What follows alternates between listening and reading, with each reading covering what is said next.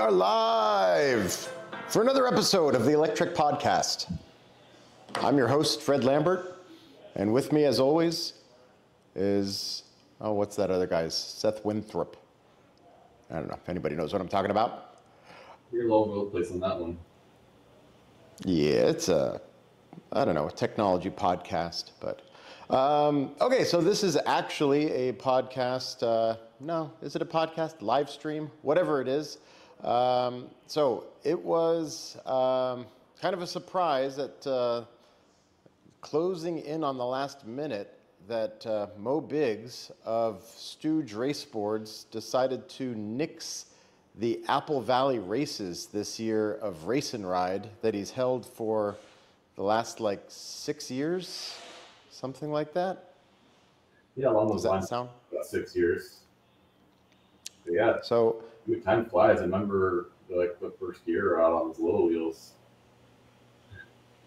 You were what wheels? Remember taking the 84 and the 100-volt wheels out on that track? Yeah. Oh yeah, the first few seasons, 100-volt wheels were all the rage. And then I remember the first year we went to 134-volt, it was the Master, and everybody's like, lock out your suspension. It's like, yeah, let's lock out the suspension. Yeah. And I'm like, I'm not locking out my suspension. I'm glad I did not lock out my suspension. It's not a flat track. It's got some relief to it. Oh yeah, it's got some curvature to it. Certainly. So let's see. BNOTVR. I'm not sure who that is, but he wants to know, are you gay? But I don't know if he means me or you. So he's going to need to specify further so we can actually get the answer for that. Where's Aaron? He's got the best gaydar out of both of us. Yeah, it takes one to know one.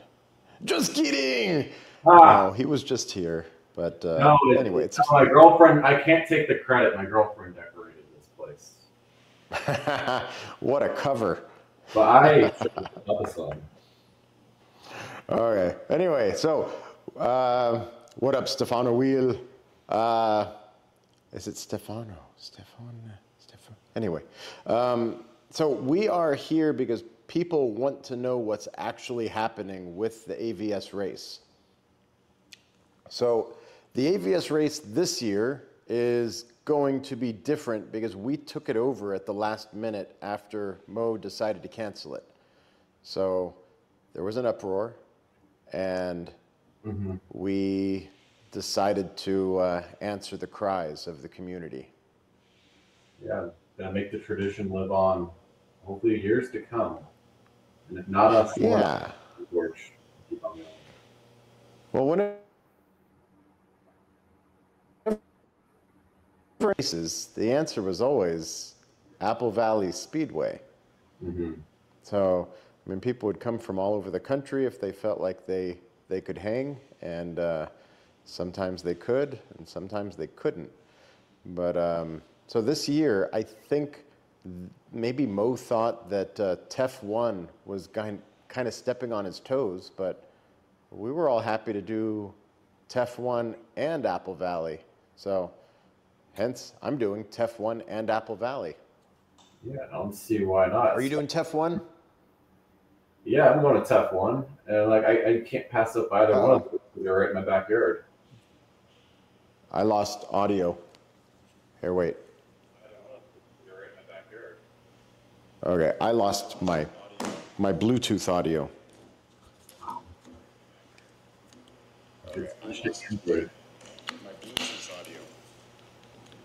There we go. Now, I don't know how to make the audio work. Don't miss me too bad, I'm hitting buttons. Devices. Okay, now we're here, and okay, we got audio through the computer, but I do need to change the settings so that we don't get the frickin' echoing cancellation. All right. There, that should be better. We'll just have to deal with that. are different. Okay, so we've now got 22 people watching. Spartacus online here, one of the regulars on Duff's channel also. So we are expecting Chris Clark to pop in at some time, but the main thing of it is we are reducing everything that's going on from the 2 days into 1 day, and we're not going to have as much track downtime like there has been in the past, where every time you're looking at the track, there's nobody on it and nothing going on. So that is not going to be something you'll see as much. We're doing lots of open practice, and anyway, it's just going to be sort of, I don't know. There's a little thing on a piece of paper that says what we're doing at what time. We've only got organized races for ESK8 and EUC, which probably going to bother folks like Maxwell Berger, but it really depends on turnout. If we get enough scooters or bicyclists, we can totally do heats with those. And in reality, when we run the heats, they don't last more than a few minutes. So it's give more time to the practice and be realistic with the heats, and then we'll kind of streamline that process a little bit more with just being more organized. That's Aaron EUC. All information gets out. You guys know when to gear up and get to your positions or staging. I will see you in the morning. Headaches at the end of the day. Off. The wheel. Oh. That's the only reason I'm pushing to do this, because Cool. they'll have to wait till Wednesday. Okay. All right. Live stream. See you, Zach. Aaron says goodbye. No, he's behind the couch. Oh, wait, he's right there. Bye, Aaron. You guys have a fun live stream now. Oh. Mm-hmm. All right, so See how that can you see that on there? yeah, that's the schedule as it stands right now. The only thing I think should be nixed from there is lunch break. You eat when you got time to eat. Yeah. No scheduled lunch break. No. And there will be someone there making hot dogs and hamburgers, so bring plenty of cash and Venmo. Yeah, and we're not ripping people off. If you want to buy a hot dog, it's not going to be $10. Oh, no. It's going to be like a hot dog, bag of chips, and a soda for a reasonable price. Yes. Closing in on But it's the Costco. alcohol. We can't get the alcohol license in enough. Oh, yeah, I know how that works. Yeah, That's why. Writing, I don't.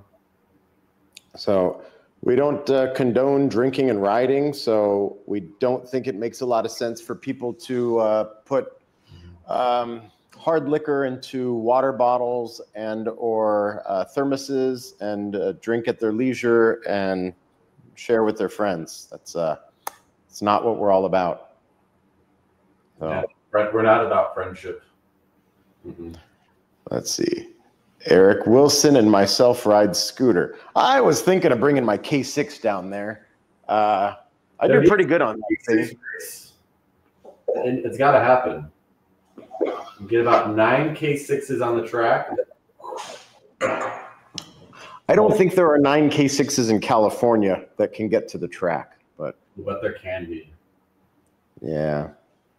Let's see, we got me, Mike Martins, Dan Grammer, Lem Ung of EUC Underground fame.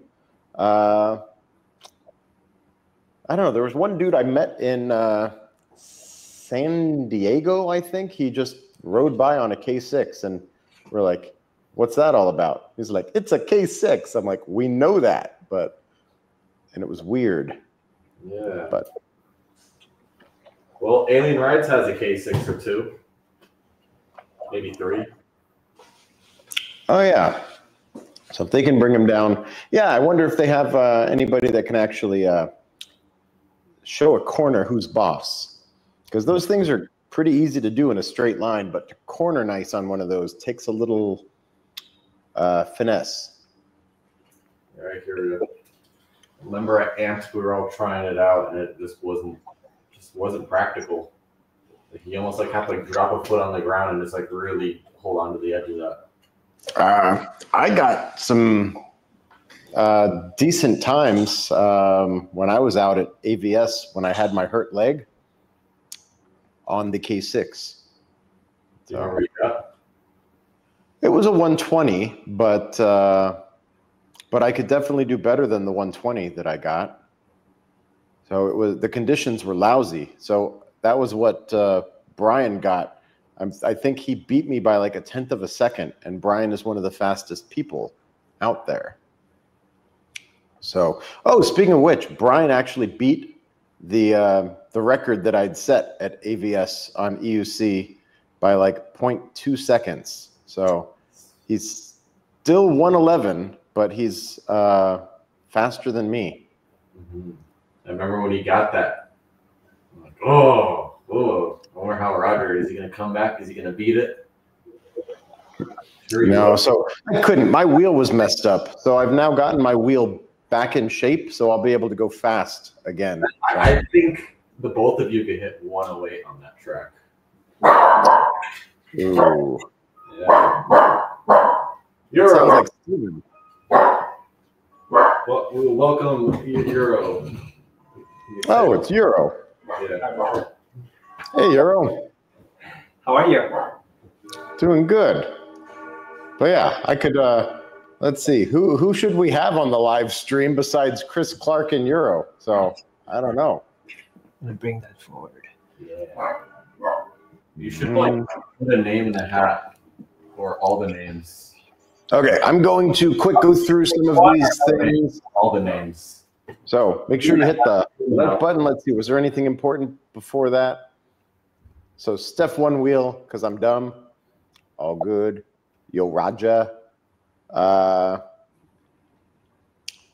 8 click to join Telegram via link, but don't understand what to do. 8 click to join Telegram via. Maybe he meant I. Yeah, I clicked. Are you trying to buy a ticket or a charger? I don't know. This is a little lap sitting time. Anyway, let's see here. Running hella late, probably going to miss the stream, LOL. But that nocturnal Siberian did say something further down. Oh, that's good. Perfect. Volunteers for flagging. So yes, flagging. We are working on figuring out exactly how the timing system is going to be and the flagging is going to be and who's doing what. And I think we were mostly going to be leveraging friends and family of people that are going to the race that are not racing themselves. So is that about right, Zach? Sounds about right. So yeah, we're going to be a little bit volunteer dependent. And next year, one of us is going to be doing this also, except for we're going to know what's going on next year. It's not going to be like a last minute kind of thing.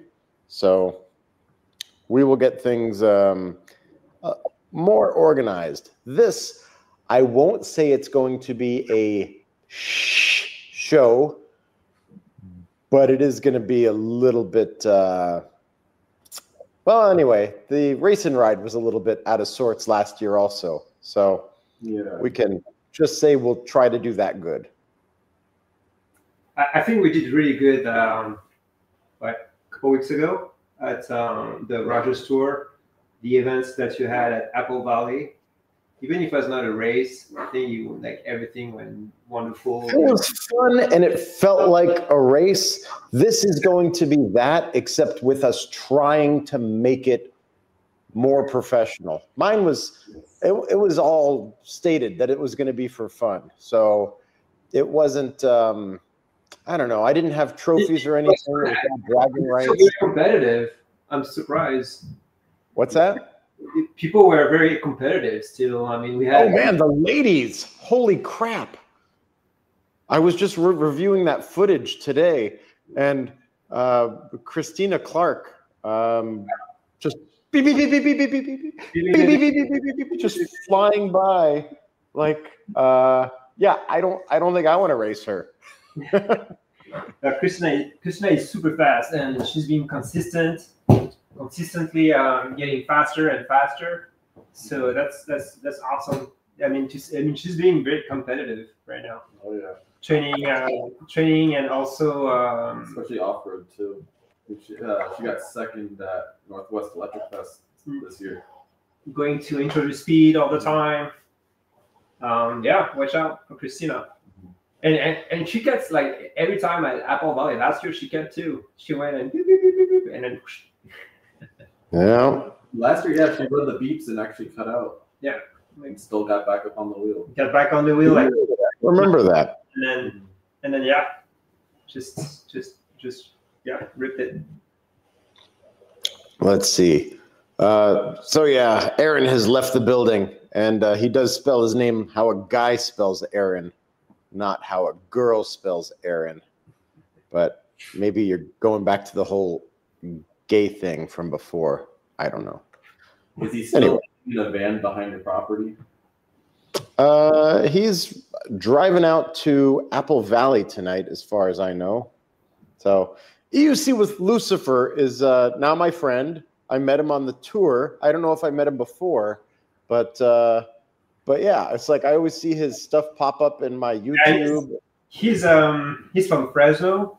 He's actually a very cool dude from Fresno that has been organizing group ride, and they have like the Central Valley PV, and it's been getting momentum. It's a pretty nice community over there in Fresno. If you ever go to Fresno, yeah, for sure, eat him up. And his content is pretty cool. I follow him for a while now, from all the way, I believe, V11 to now Sherman L, and yeah, he's doing pretty cool content. So Lucifer, keep it up. But yeah, the Sherman L, I'll say again, that's a freaking amazing wheel. Yeah, something crazy happened to yours. That was scary. Yeah, somebody was borrowing mine. Yeah, with your board, Sherman L.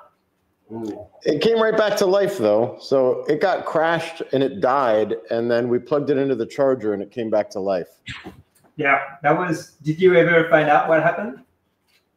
I don't care. It works. Okay. I don't care. It turned off when it hit the ground, not while he was riding it. Okay, so I guess EUC with Lucifer is not my friend. Yeah, he doesn't have friends. I guess. Okay. But yeah, Fresno is a pretty cool city to ride. I rode Fresno a couple of times. It's very nice. There's like, they have like bike trails like we have in Sacramento. So they have fun over there too. Nope. Never ridden out there. I think my ex-girlfriend was from out there. So I've gone out there a few times, but never with EUC for real. But anyway, we continue. Yeah. Let's see. Now everybody's saying hi to each other. EUC with Lucifer, you asshole. I'm not my friend.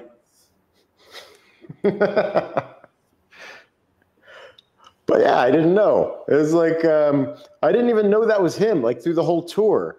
And then the tour was over. His videos came up and I'm like, that's the guy. Like, yeah, weird how that happens. Like, oh, and one guy that's been putting out good videos from everything his name's Aiden. He was riding a V13 and people kept telling me, it's like, that guy's a little reckless. We got to watch out for that guy. Yeah, he was fine. He didn't crash anybody but himself. He even crashed to avoid hitting me one time, and he's been putting out awesome videos. So worth checking out his channel. His YouTube channel?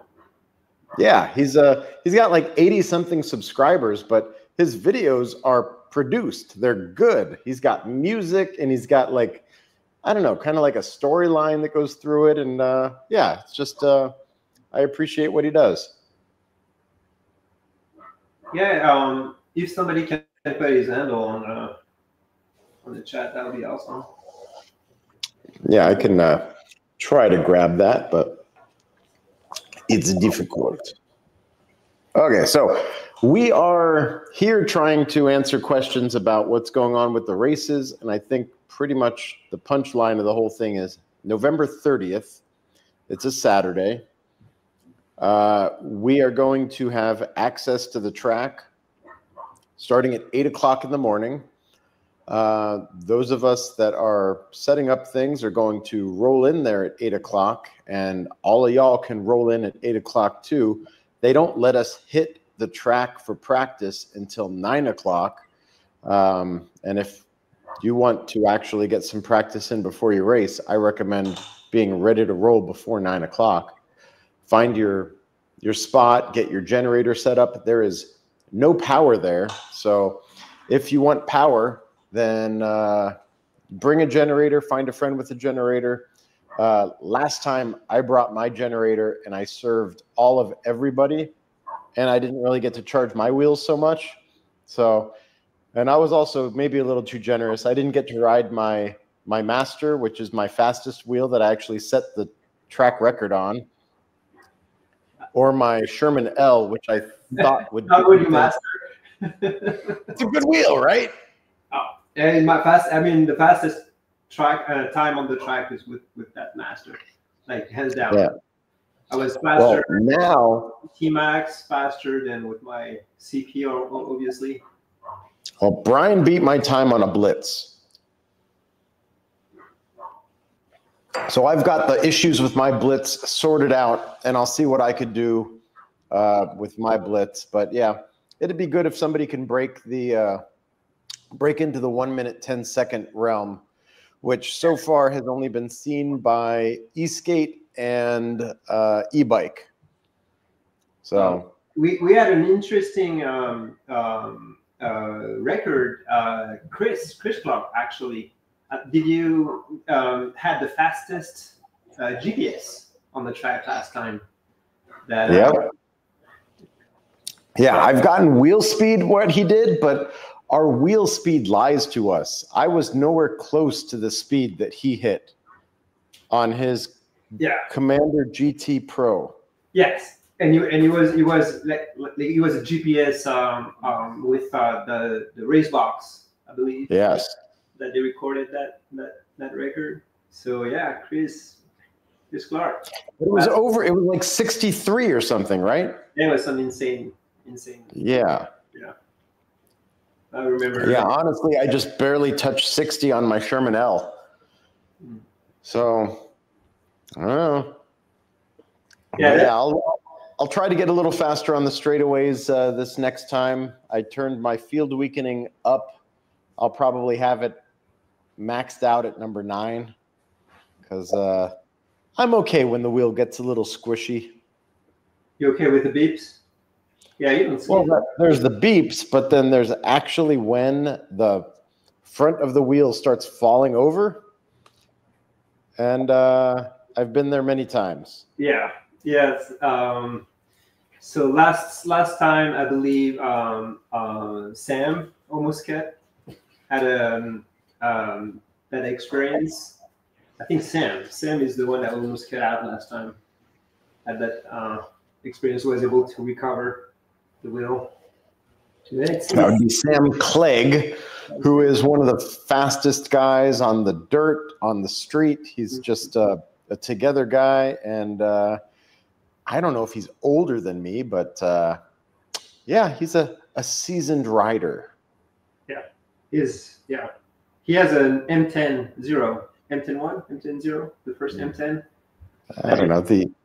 I thought it was an M10-2, which was the planetary gear drive M10 wheel that is super small and light. Yeah, I always bring it at all the events, and having a lot of fun with that tiny mini wheel. It's Speaking of cutting out, I've seen him cut out on that wheel on the front straight at AVS.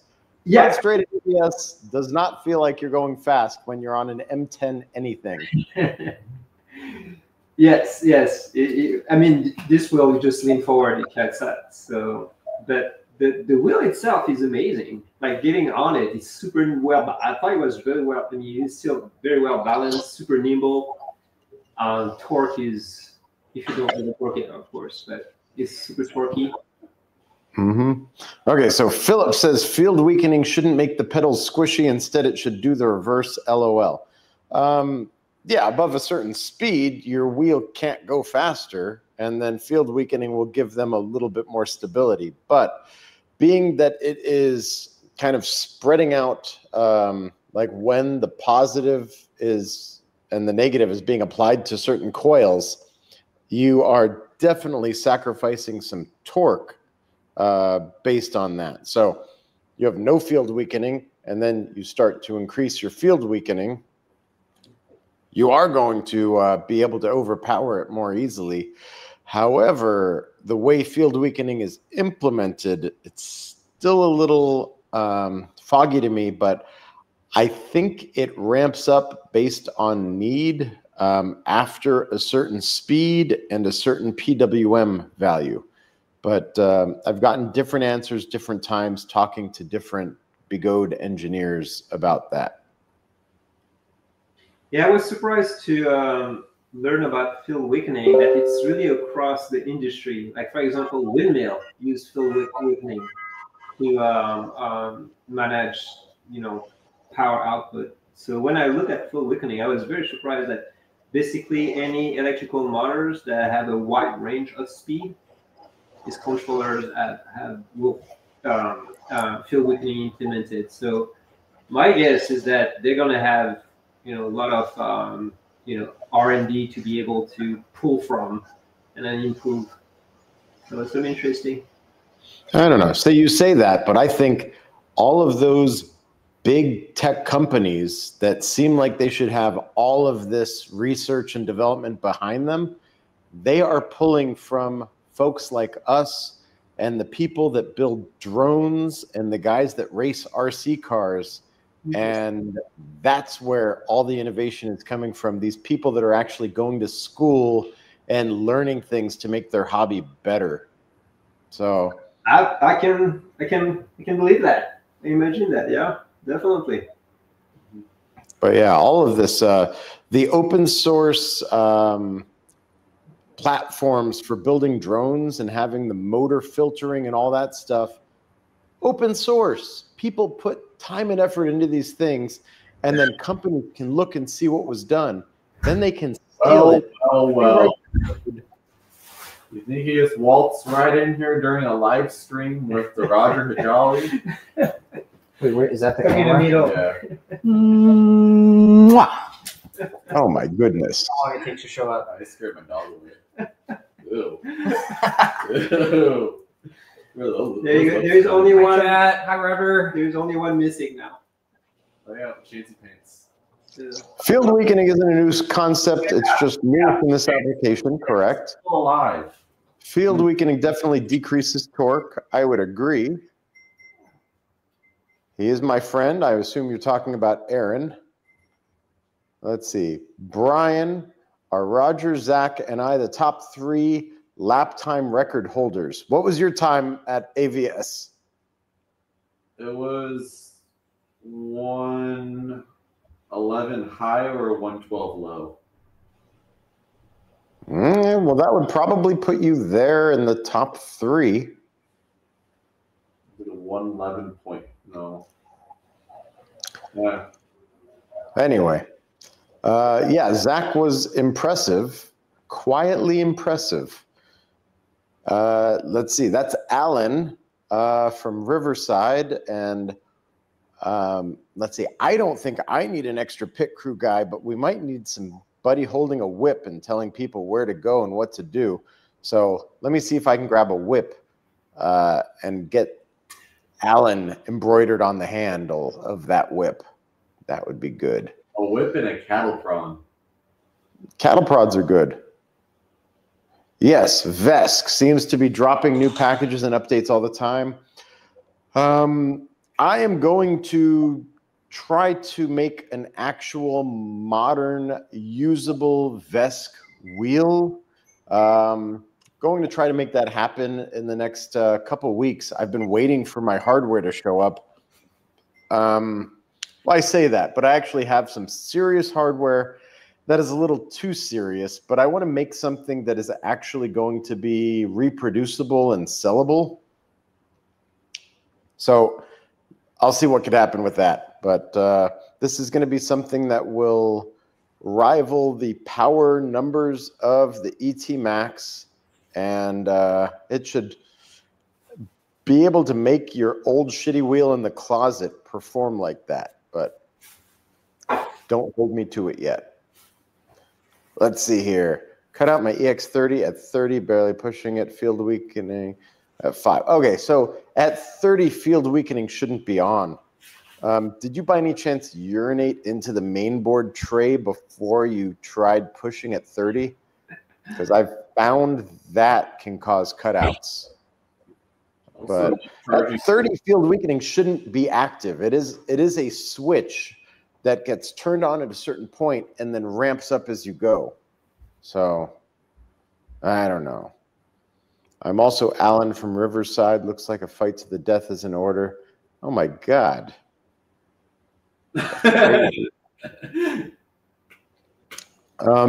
yeah, my Alan in Riverside, he's a tough kind of hockey player guy. I don't know. I don't care. It's like He's got a Keanu Reeves kind of picture. We can all sit here and all sit on there. Yeah, excellent. You want to sit? Oh, no, I was going to sit on your lap. Sit on your lap. Just come closer. Oh, did I just break the fucking... All right, so Russell's definitely talking about how with the interface on VESC, you have control over everything, including kind of making your whole unit burst in flames. yeah, we done. I am aware. I've been there. I've done that. Fucking, you can get on the couch. No. Look! Oh, look at that! The whole living room.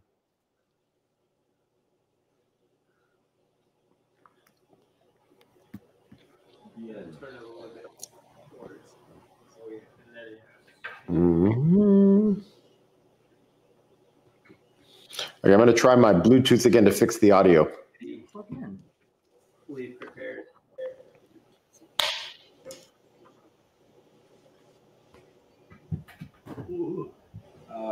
Hey Roger, did you ever try the power knobs? I did try the power knobs, but they didn't do what I needed them to do for me at that time. I need to try them again. So when I was trying them, I was wobbling on my standing to seated transitions, which is not something I usually do. So I definitely have to give it another go. I don't know. I'm an old man set in my ways. I like my Clark pads. But Yeah, those Clark pads, they are a staple for sure. Have you tried the Clark Flare pads, the new ones yet?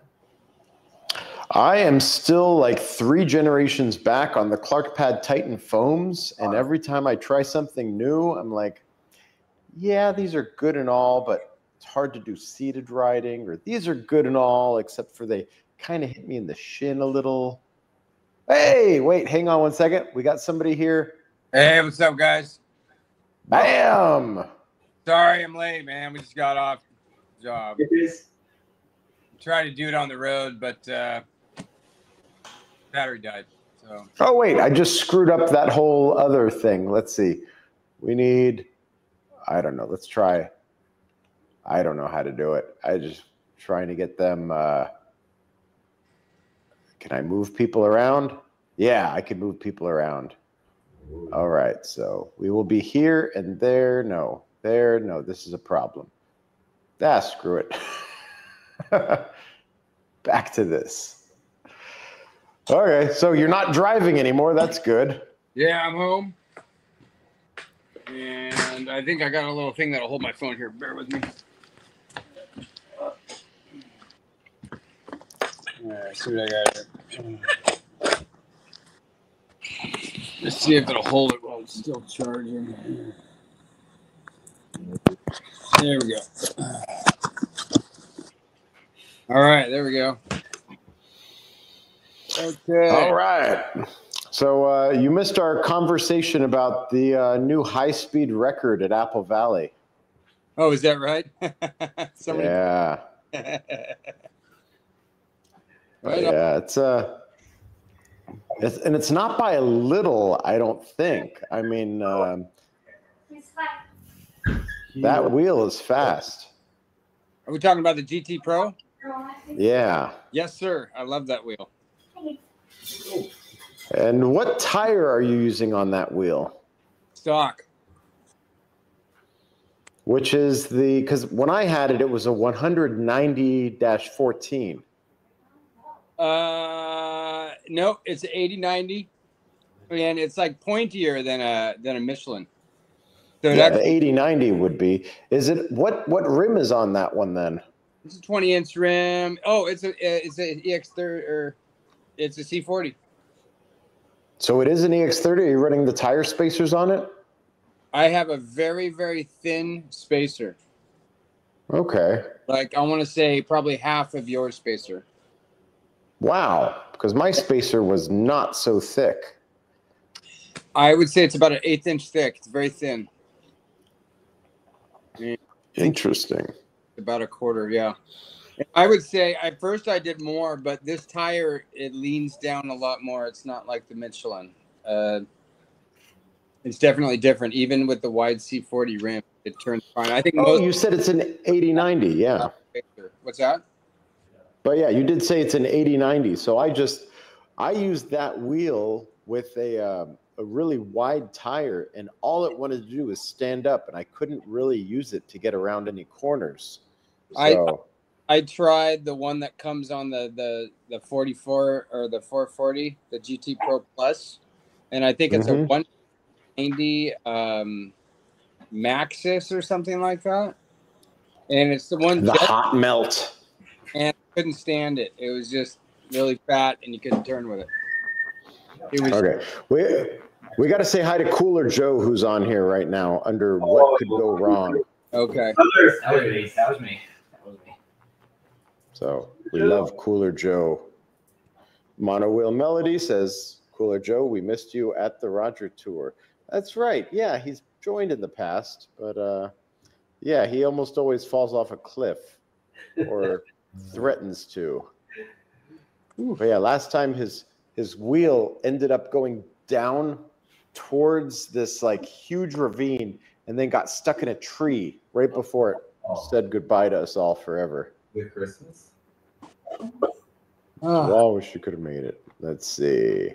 Yeah, Cooler Joe is in Colorado. He's part of the whole Colorado scene. And I got the chance to live a little bit in the spring, in Colorado Spring, where I met quite a bit, like Heath, and they always come. Like last year and even a couple years ago, we had a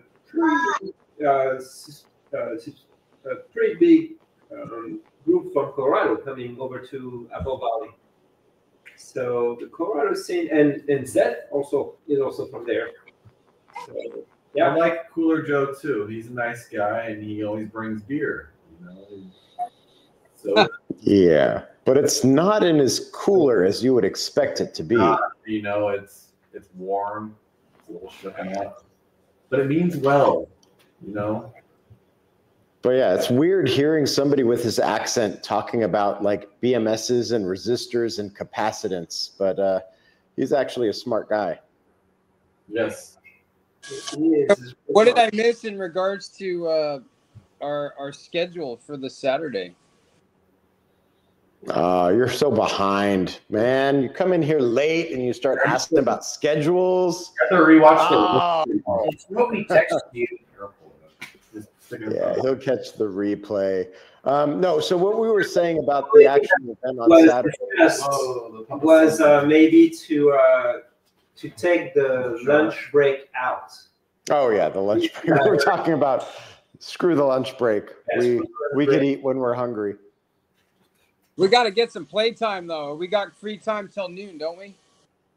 Yeah, so what we're doing is trying to make sure that when we are not running anything official, that the track is open for everybody and that we're not all weird about, I don't know, in the past, like people would be like, no, the track's closed. And then there's nobody on the track for like 20 minutes. And you're like, what the F? I could have done like 10 laps in that 20 minutes. Yeah. So yeah, we just want to make sure that everybody gets their money's worth of the event if they show up, that you get to leave with your legs totally dead, whether it's running races or running practice laps. That was my hope as well, because a lot of times when the races are going, we're not doing shit but waiting for races and racing for 2 minutes at a time.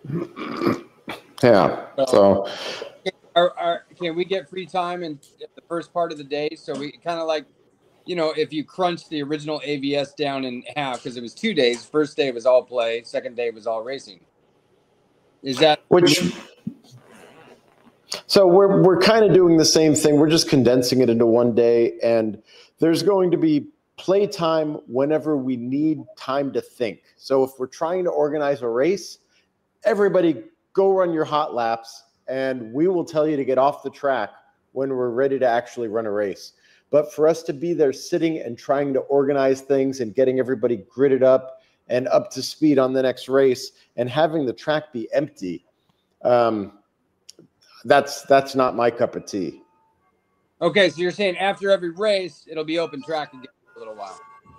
That's what I'm thinking, unless we have the second race staged and ready to go. Then we're going to be doing either hot laps or staging the next race, but it's not going to be. Though, is every time you do that, that's going to be an issue, I think, because you're going to have to gather people with the megaphone, and they're going to be all over if they're on the track, or you don't know if they're here. If you get all your play time in the first half of the day, and then it's race time, everybody will be in the area that they'll be able to hear the megaphone. They won't be on a wheel. Well, if we do a good enough job at letting people know that their race is coming up, they're going to be in the staging area. So we'll be able to position them in a spot where we could just toss them out onto the track so they could grid up and start the race as soon as the last person running hot laps gets off. Okay. I still want a certain amount of play time before we even start getting into the business. Oh, shit ton of playtime. We're going to be playing all morning. It's going to be. Yeah, I mean, I like at least worst case scenario, 11 o'clock. Don't start any of the races. We can go on the track until 11. After that, fine.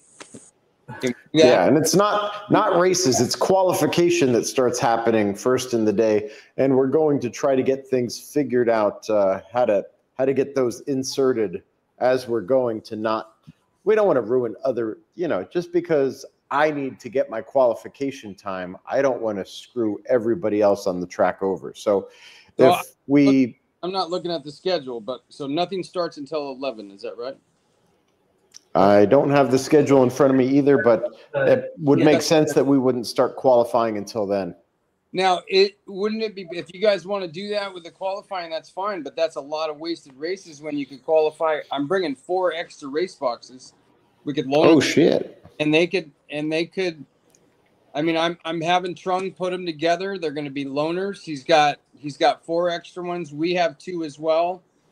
They can totally be loaners. It worked really good at Garrett's event. Go out and get your own qualifier. Then we skip qualifiers, and that makes it a lot easier. I'm actually, so the way we did one of the Electrify Expo events, the one that was in San Francisco, I assume they all work this way. You run your practice laps and whatever your fastest lap that you could turn in. So get a race box, wait till there's no slow people ahead of you, then you hit the track, and then your time is your qualification time. Yeah. So the idea is that you don't have to gather everybody together to, it takes a lot of time to get everybody and then go do the race. Every qualifier, it's like getting out. It's a time slot that you have to worry about, when you could have the first 3 hours of the day say, okay, we're wide open, get out there and get your qualifiers. And then at 11 o'clock, boom, you can actually start the heats. Okay, so Moto Resistance wants to know the new lap record. I believe Brian got an 11.2 111.2. So yeah, he beat me by just 0.2 seconds. That jerk. Let's see. When I got my, I'll share, but I'm working on dual drive PV. We'll be communicating with them either text message or Telegram to let them know when their heat's going to be coming up, what lineup they're going to be in. So everyone's going to know in advance where they're going to need to be at, how soon they need. I think the megaphone will be effective as well. I mean, if we can do all of it. Well, yeah, the megaphone is just kind of it's really going to be very paramount in grounding everyone up, but just to get the message out of what the fuck's happening, it's going to be done via mobile. How about well, yeah. Plus, we could post the established schedule so they know. Yeah, well, we're going to be killing it all, but the most important thing is we're going to be transparent with what's happening in the moment and just keeping a steady broadcast of, hey, the track's closed for 15 minutes because someone crashed in the back. Or we're about to start qualifying about 15 minutes. If your name is XYZ, you have 7 minutes. You know, and then someone can go around with the megaphone and yell for any outliers or stragglers that were in the bathroom or just weren't paying attention. Have we? Whose name's XYZ? Have we? Well, you know, there's some names Z and Delta, and I don't want to get into that. Okay. Do we know the category list? We were talking pro, amateur, e-skate, Sportsman, and a novice. Also, and sportsman and novice were kind of like an open class, so like bikes or trikes or whatever. Also, if you're over 50 years old, you are in the, what did we call it? The silver lining. Okay, I say there should also be one race that is open to all categories. That's e-skates, EUC, e-bikes, whatever wants to go out there. Over. We still got a lot to talk about. We should have probably all talked to each other before we did this live stream. We know, but this is for us to think, and we're just brain diarrhea here. I want to see the 50 plus races. It sounds like we're going to have about 9 different categories, and then you want to squeeze all that into one day and do. So I have 5 categories. I have 5 categories open right now, and that will, you know, we can work on that. But I have 5, yeah. So you have 5 categories, and then the EUCs might have to do 2 separate heats to have semis and finals, right? The other one. Enough people? I really don't think we're going to have enough people, but. Okay. So yeah, go buy your tickets so we know you're coming. We'll make a segment class for you, and the prize pool will get bigger. Okay, and start writing. We should have some sort of schedule, and once you start writing that schedule out, all the categories are going to multiply. And are you in that? Is he in the group chat? I think so. I posted a schedule in like a group chat. Are you not a part of that? I saw some sort of schedule, but I wanted to see more. Yeah, check your text. It was a group message with me, Zach, and Yoro and you. Is that the schedule existing right now? All right. So that's just a very rough draft. That was just kind of what me and Zach had talked about last night. Yeah, meeting in an open track, but then right now at 10 a.m. we got pro qualifier. Can we get open track from 8 a.m. as well, and then riders meeting? So 8 to 9. Well, yeah, 8 to 9. I guess we could do open track. No, we wanted to do right. No, we cannot do open track 8 to 9. We're not allowed on the track until 9 a.m. See, yeah, we should have talked about this before we got live. Okay, so then can we push this back until 11? You guys got pro qualifiers at 10. Yeah, so that schedule, we should probably just start it because it's going to change dramatically, apparently. I am all for what Brian is saying also, which is however you get your time on the track, you submit it, you show it to somebody with a notebook, paper, and a pen, and they'll write down your best time of the day, and that's Yeah. your qualification time. And take out all these qualifiers, all of them. Then get I agree. own. There's plenty of room on that track for if we. Which is kind of how I did my event. It's like Chris Clark is kicking everybody's butt around the track, and Brian's kicking it. Okay, so they go in the front. That's simple. And then if somebody do a qualifier, you can put like a yellow flag or something, so people like give him a little space, and then that person goes, do that qualification lap, and then everybody follows. But yeah, somebody doesn't have a race box. They borrow a race box from Chris Clark. They run 2, 3, 5 laps, whatever. They submit their times and said, this is what I can do. Yeah. Then we know where they stand compared to the other racers, and that's how we grid everybody. Yeah. Yeah. No, I think the race box are going to really help, and then I'm going to make the qualifier very easy. Like if we have 6 race box, that means like 6 people can qualify at the same time. I mean, do their qualifying laps at the same time, and then that's it. Like you said, Roger, they come to you, they show the time, you write it down on a piece of paper, and then done. Yeah.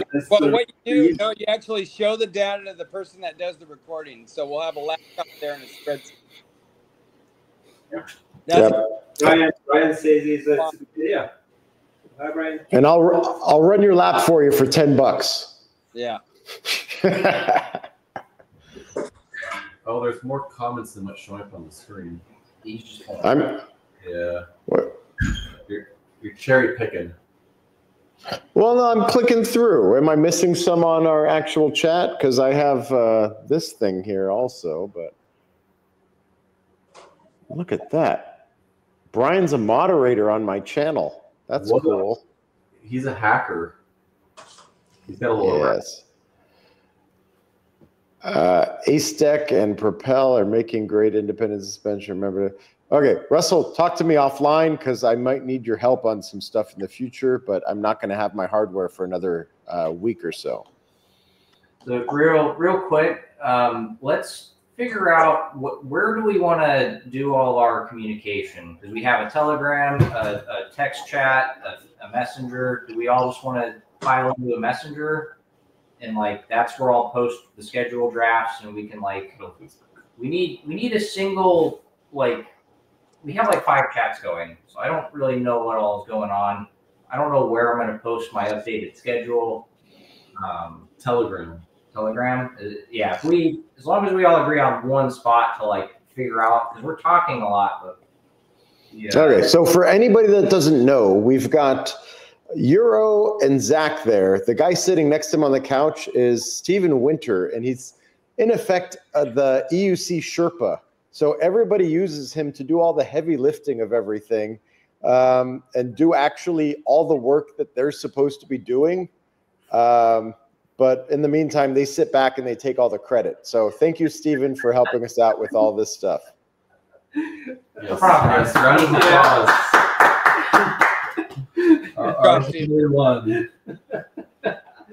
Absolutely.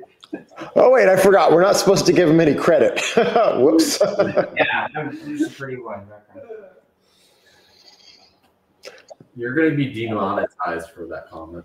There was nothing racist or weird about that.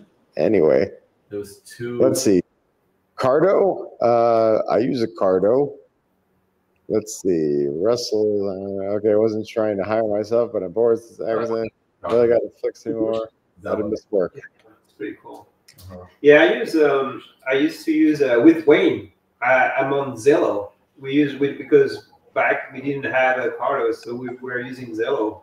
That was pretty cool. It's like the Cardo is your phone. I mean, you need to have access to your phone, which I do. Yeah.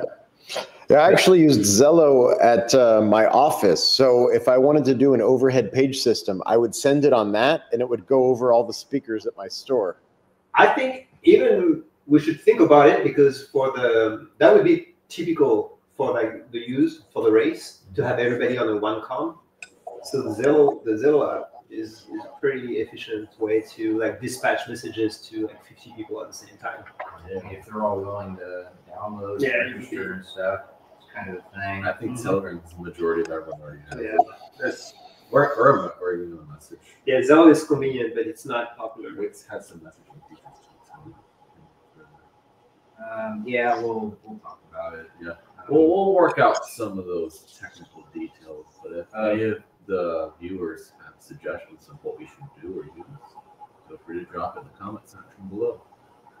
For people in the chat, we'll be posting all of our updates and stuff in the AVS direction chat. I don't know if Roger posted that Telegram link, but that will be where all the most up-to-date info will be. How about the EMT requirement of the track if now we're going seemingly so official with all these races? The what? Why are you saying that, Chris Clark? This originally started as a playtime fun day, like you started, Roger, on your day. And we had a little more races, and now we're full-blown semifinals, finals, sanctioned race, blah, blah, blah. So what do we do there? I mean, the guy that is attending AVS, that little angry guy, he's always there. He knows what we're doing. Do they have a problem with it? Or are we good? You know more than anyone. I don't know. Yeah, we're good. They don't care. But if we want to cover our bases and add that sort of thing, it's our expense. And we are not setting this up as a money-making venture. We cut the price of attending this event in half so that everybody could attend for less than $80. Yeah. That's not enough to pay for EMTs and everything, but what does an EMT really do? We've got people that know their shit. We've got I don't know, we'll try to limit the amount of substances that Euro takes in. Yeah. And and then if anything happens, not an issue with the track, then it's not an issue with me. I mean, I thought that was the track requirement. Like if you go to like Sonoma Raceway, or if you actually have an official event, even at Stockton, they want that. So there's like ways. The way that Garrett went around it was he did Grand Prix style qualifying. So the heats didn't really say who was the winner. It was the qualifying times, and they did it on their own. So it's not like you're racing head to head trying to smash. But if AVS doesn't have that track requirement, then it doesn't bother me a bit. Yeah, it was not an issue for my event in the least, and I think talking about it is the only way really to make it an issue. So let's talk about something else. It's something to be aware of if the rule's there. I don't know what the rule is. The C40 is sort of a plug and play with the Master V4, but it's kind of sluggish, though. I put 5 miles on it, and I said, I'm not going to risk breaking this motherboard. I tried putting the designated software for the V4 with the C40, and I was getting a lot of chatter. Like, my wheel was vibrating on race mode and off-road mode. Yeah, we all had that. So the way I did it was I put the main board from an EX30 with the C40 motor in my Master, and that's what I'm still running now on my Master. The question, Roger. But even that will sometimes. The boy's putting a V4 on a C40. He ain't putting a Master Packs on an EX30. Yeah, well, my wheel runs good. I even sent it to an EX30. Elmer, and he couldn't fix it. Well, let's click here then. Everyone can ride up trees. I like riding up trees and walls and things. It's kind of weird, but it's something that seems like it shouldn't work, but it works pretty good. So. Hey, Chris and Roger, have you guys been watching Spain a little bit? What's that? Have you been watching the riders in Spain? No. Yeah, I want to say something a little bit controversial, but I think that they're getting faster than you guys. Oh, really? We'll find out. Definitely than me. No worries, but they're getting so fucking fast. Sorry. Is it to racing with the China event? Yeah, I think they might be at TF1. I know Zen's going to be there, but They and maybe Lena is coming to TF1. Lianya is coming to TF1. I think Well, okay. more money on their tracks, so we're racing the tracks most of the time. Well, TEF1 is at least the same caliber or better than almost all the tracks they're running in Spain. Zen Lee is a decent rider, but if he improved a lot, then he's only as good as we are out here. But the people in Spain are supposed to be a great deal faster than Zen. Yeah. So yeah. He's I thought he was podium, but he has a couple riders in front of him. Lianya is one of them, but there's another guy, I forgot his name. It's just like Steven. Yes. It's a different Steven. Yep, different Steven. Wes Hansen. They always have a Steven. Is Zen League? He'll be at TF1. I mean, he said he will be at TF1. Yeah. A good way to gauge against that. Anyway, he says he'll be at TF1, but I don't know. Zen has a history of not showing up to places that he says he'll be.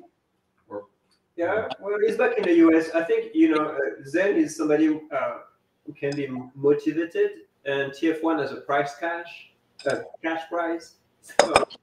So that might push him to actually show up. Well, I hear he's signed up, isn't he? Yeah. Well, well, it's easy to sign up. It's harder to show up. But yeah, I think I RSVP'd to a couple of those rides in Australia. What's up, Neil?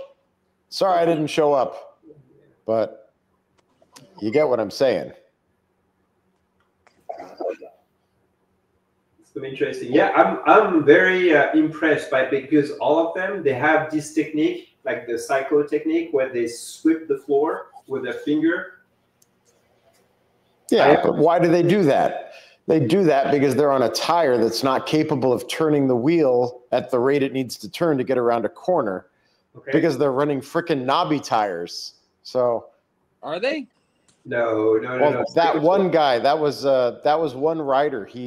His thing was he would put his hand on the ground, and the reason he does that, they don't say, but the reason you do that is to change the direction of the wheels so you can actually get around the turn.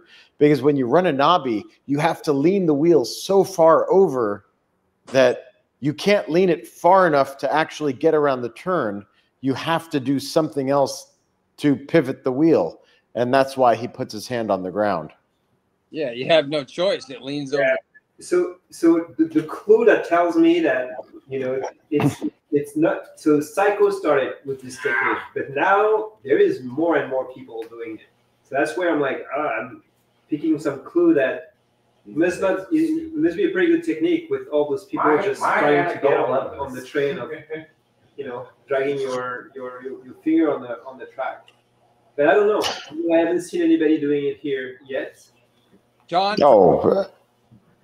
But I've seen Darius wearing those gloves. Darius starting to wear those gloves and then start to get very low on the track.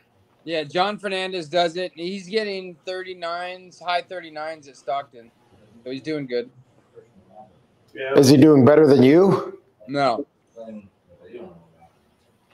Yeah, I've ridden with plenty of people that do that hand sliding thing, and I've never been beaten by one of them. Yeah, I'm not even close to the ground. I must be too stiff. I don't know. I figure I'm leaning forward instead. It seems like it would be easier to do that if you're braking into a turn. Yeah, I mean Max is super close to the ground, and he's super fast. Yeah. Max is super close to the ground, so. Yeah, Max and Darius are both very fast. Yeah. Tony and Maribel are pretty close to the ground. Their style is low. Yeah. Mm-hmm. So I just wonder. I think that's when you look at evolutions, like when you look at videos over the years, you can see riders getting lower and lower to the ground, like the brakings. I mean, that's more like a wheel thing because now the wheel is able to take the G's and then the force, but the brakes and people are able to have that pendulum that swing back and forth way more than we used to. exposes us. So I'm expecting the technique, the riding technique to evolve because of, you know, of those performances. But I still think accelerating through the turn, leaning more forward than sideways is more effective.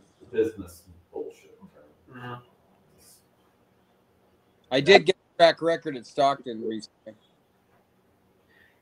And I mean, and from a safety perspective, there the fact that they use GP, MotoGP, all of them. I was surprised that all of them have MotoGP suits. I think that's a really a plus for, you know. I agree with that. I think it's a lot of extra weight, and those suits are designed for saving your skin because they're thick, heavy leather. But what they don't save you from is tension to your joints. Yeah, I mean, you still need your pads on there. We're only doing 60, 65 miles an hour. Those suits are designed for sliding at 150 to 200 miles an hour. It's so interesting. I'm excited about seeing the Spanish rider showing up here because. Are we getting a Spanish rider here on the TF1? We may have a couple. I mean, we may have Liana and, I mean, from what I heard, Liana and Zen. I mean, Zen, Spanish Zen, will be there. Yeah, we'll see. I will be surprised if we see either of them at TEF1, regardless of what they say and where they say they'll be. I don't think they're showing up. Okay. All right, Zen, you've been called out. Maybe Paso will show up.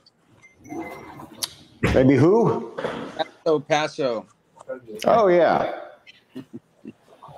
Not all pro riders, but I see The voice of all of them. Yeah, but it's an enthusiastic race organizer. So you gotta appreciate people like that. So He gets a lot done. yep. Chance's best friend.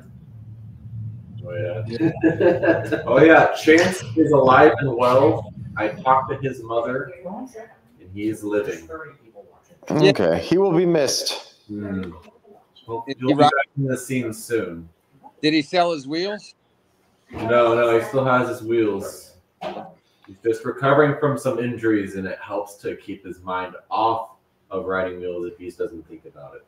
Are we talking about the hit and run?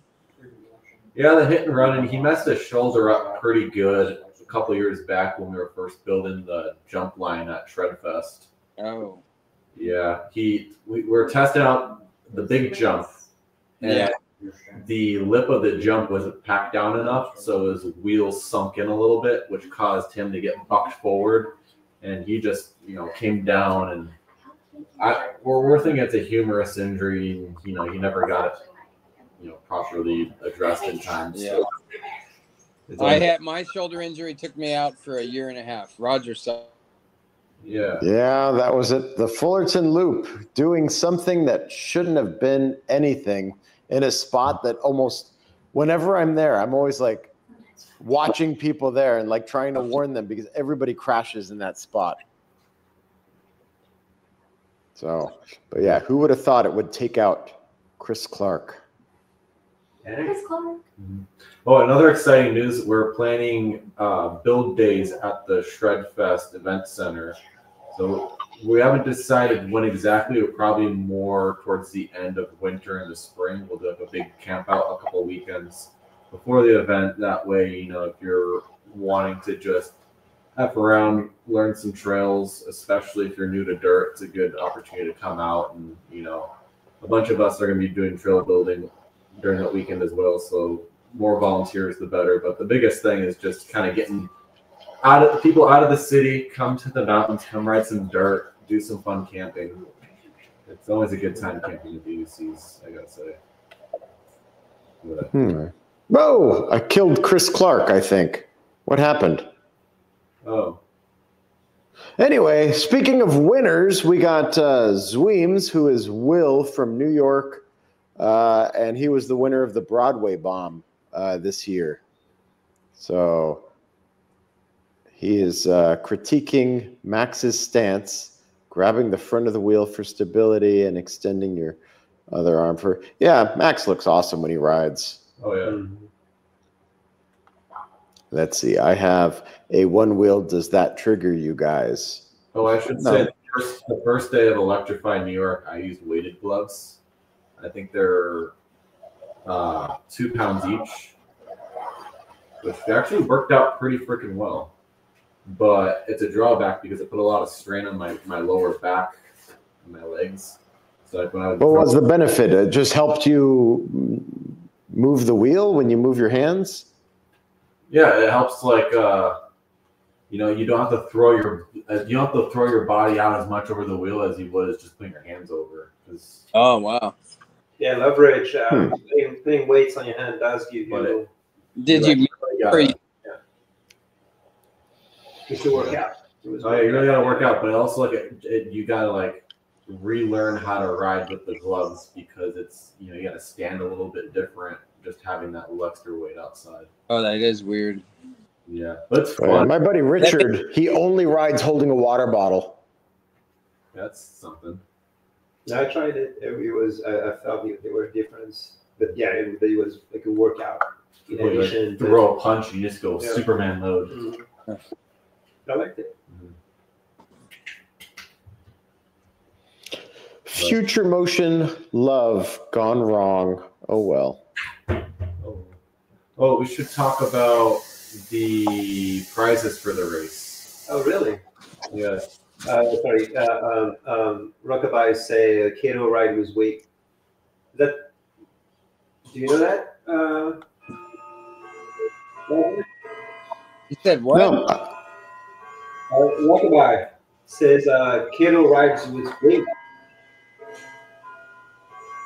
Not sure I understand. It just Zach was saying that he rides with weighted gloves, and that's John saying that Kato does something similar. So I'll find out tomorrow. I'll be riding with Kato tomorrow. Cool. Anywho, I think Chris Clark is offering up a M10 5 for first place. Yeah, we'll bring an M10 Mini. Do you guys want to do any raffles as well, or just prizes? Or probably take up too much time on for a raffle. Yeah, I think last year the raffle sort of took so much time that the organizers got fined for being in the venue past when they were allowed to be. So we don't usual race day package, which is 150, 150 for second and third. 4 different categories. Only EUC, obviously, we can't offer much to the skaters. And then for the first prize, we'll bring an M10 Mini. If we want to take the time to do a raffle and maybe raise a little bit more for the cause and maybe bank it for the next, maybe we'll be the ones doing the official AVS next year, possibly. We can bring another M10 Mini and see if there's enough people that would pitch in, maybe $10 tickets or something. Mm-hmm. Yeah. So for raffles, I also have a buddy that wants to donate one of those fire sacks. Okay. One of the large ones. So that's Richard Salcedo. Yeah. And we can sprout going on and other shit like that. I'm trying to print the new pad as fast as I can, but it's not very fast. Holding water can also get you in trouble if no used properly. If you drink it? I'm guessing it's not water. Oh. I don't know. Fire water. I swear I'm holding water for a friend. It's true that holding something while riding is, we tend to, hold pole or whatever, and I did broke a finger holding a pole one time. So yeah, whenever you have something in your hands, it's not recommended for any type of fall. Or ski poles help. A couple pair of ski poles or hiking shafts. Trying to fall over, you just stick it in the ground. Zach was amazing at Expo New York. Weighted gloves is insane. I also witnessed him size up and fitting his riding boots with layers of tape. Interesting to see. Oh, yeah. That's doing Tape, yeah. get in and out of Our laces are Gorilla Tape. Yeah, I need to fix those. I think, Chris, didn't you lace yours up in the back? That's the best mod I ever did, man. It's awesome. I took material off the back so it tightens it up, and then created a lace situation. And I do the tape on my left, which is my in and out leg. And I try to remember to tie my shoes. Plumbing tape. It's better. We're dumb and need zippers on our boots.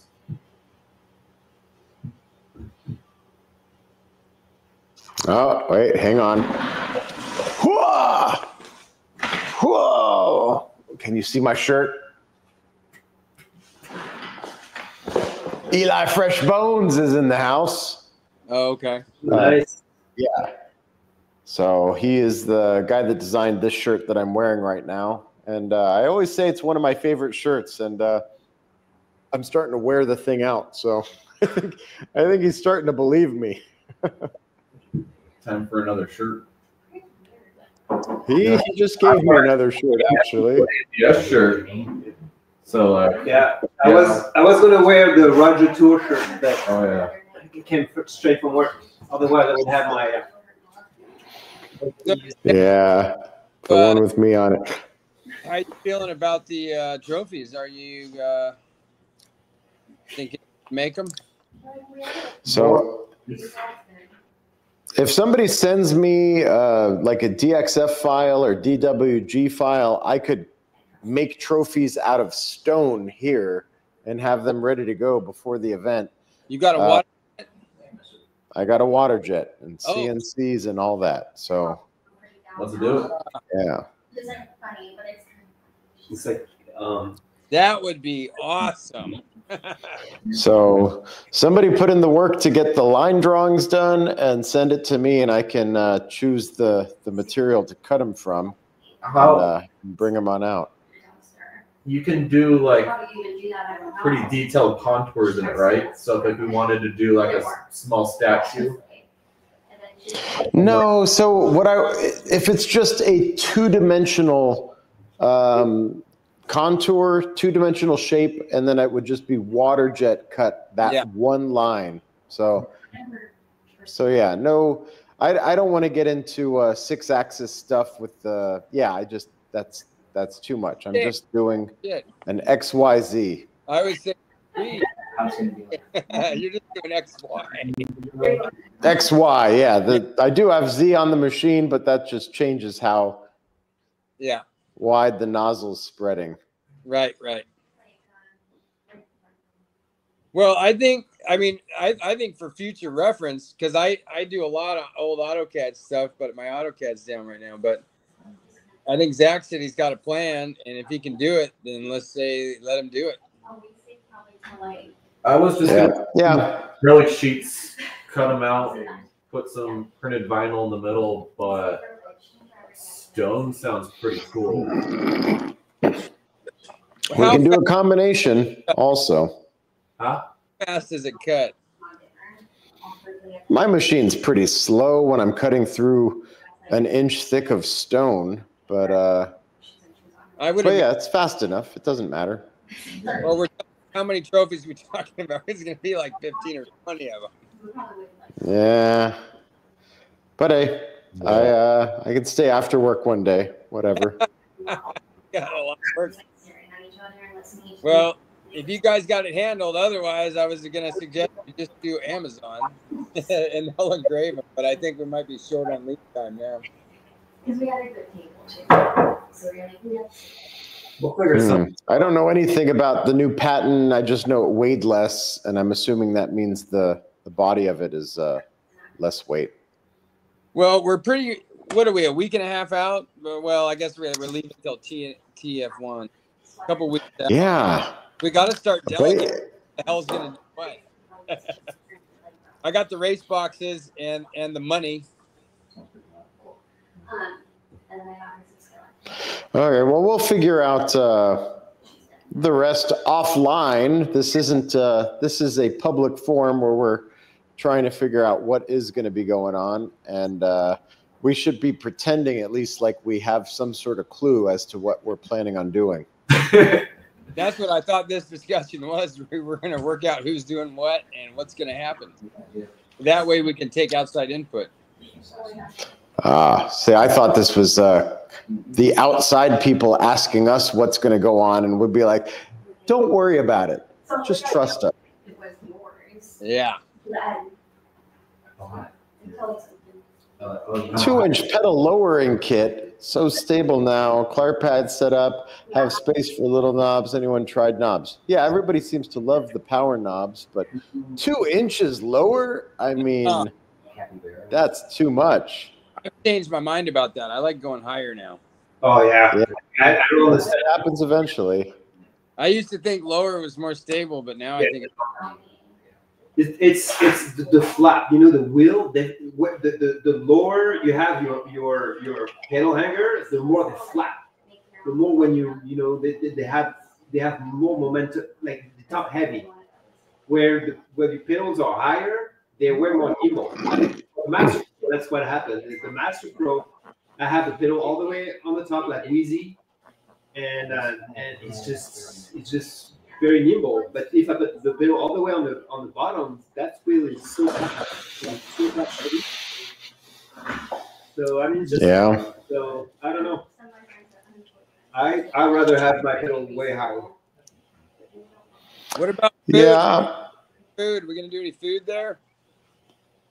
There will be the active barbecue with hot dogs and hamburgers getting doled out and also bags of chips.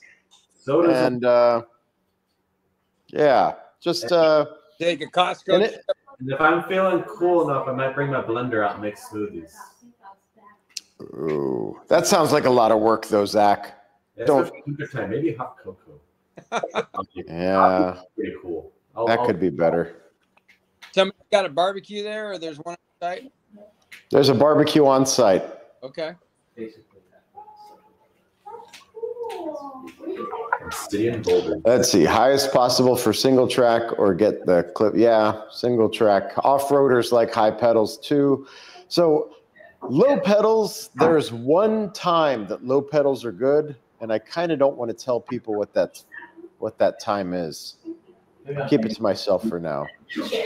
Oh, come on. I was waiting.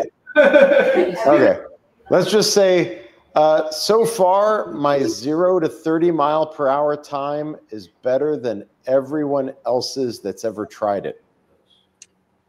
With the lower. What is your time? I'd have to look back at what it was, but I beat Brian, I beat Show, I beat everybody. I beat Sam by a buttload. Did you even on the GT Pro? Because I think he had a 2.9 or 2.8 or something. I think I'm closer to a 2.3 or 2.4. Whoa, shit! What wheel? Blitz. Okay. 134 volt Blitz. All right.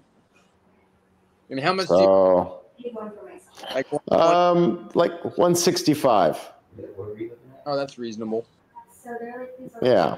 rules for like all ages, but they're Must be. So, you know like squishmallows? but yeah, there's there are things you could do to prepare for any situation that'll make you perform better for that situation. So you want to be racing at AVS, your wheel is going to be set up different than it is at TEF1. You want to race on a short single track intro to speed, your wheel should be set up different than it is for that track. So if you know what you're doing and you know how the things that you could do change the performance of the wheel, you should be doing those things and making your wheel work for you. So, my 2 cents. I haven't reached that level. Rather, I feel like I got a wheel that I can do everything with.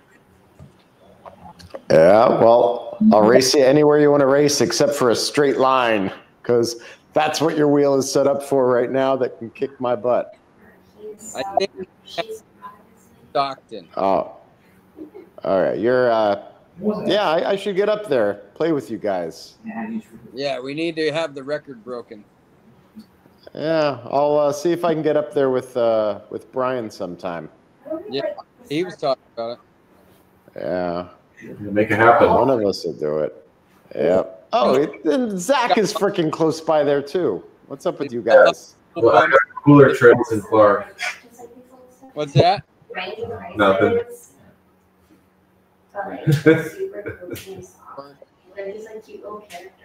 So yeah, anything else you guys want to add to the races before we wrap this up?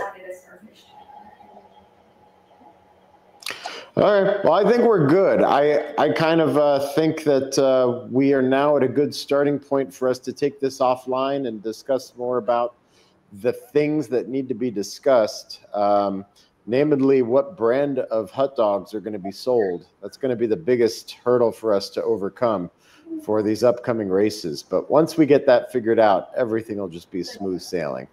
Did we finalize the platform that we're talking on?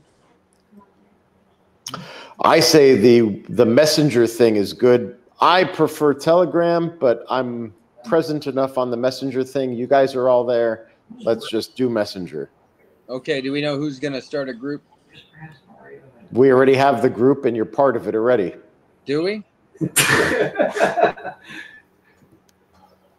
Yes. All right. Well, look for message. All right. He disappeared again. Yeah. Anyway, he said goodbye in his heart. All right. And I'm going to say goodbye now also. So it was fun chatting with you guys and getting this stuff figured out. And I'm looking forward to November 30th at Apple Valley Speedway with all the top racers from around here and from elsewhere. So, Back. Hey, look who's back. I pushed a button, I guess. All right, man.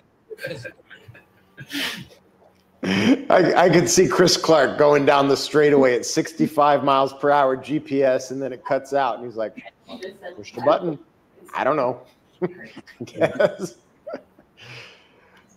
But yeah. Anyway, cutting out at 65 is no big deal, just as long as you have your wrist guards on. Yeah. The faster, the better. You slide more. Yep, you just melt through things. It's a good time. All right. Cooler Joe, it's nice seeing you on here. We'll talk to you soon and see you when we can. I don't know what all these W's and M's are all about, but we appreciate the sentiment. Night, y'all. Keep us posted, Roger. Love the live streams, interactions. We do what we can to keep things alive over here, but for now, I'm killing the live stream. All right. I'll catch you guys on the next one. Peace. See you at Apple Valley, November 30th.